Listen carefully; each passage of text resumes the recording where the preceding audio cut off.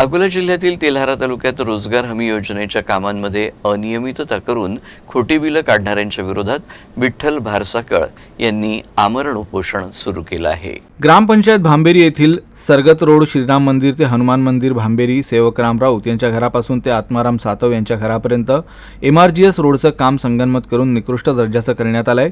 तसंच कामात अनियमितता करून रोजगार हमी मजुरांची खोटी बिलं काढण्यात आली आहेत। ग्रामपंचायत भांबेरी येथील वॉर्ड नंबर 3 मधील नाली बांधकाम आचारसंहितेच्या पहिले मंजूर झालं असताना हेतुपरस्परपणे नाली बांधकाम न केल्याबाबत ग्रामपंचायत भांबेरी समोर विठ्ठल भारसाकळ यांनी आमरण उपोषण सुरू केलं आहे। अर्धवट आणि निकृष्ट दर्जाचं मशीनद्वारे काम केल्यामुळे गावातील अनेक बेरोजगारांना रोजगारापासून वंचित राहावं लागत आहे। निकृष्ट दर्जाच्या कामाची नमुना तपासणी शासनाच्या केरसिक लॅब मुंबई किंवा नागपूर इथे तपासणीसाठी पाठवावी अशा मागणीचं पत्र उपोषणकर्त्यांनी अधिकाऱ्यांना सोपवलं आहे।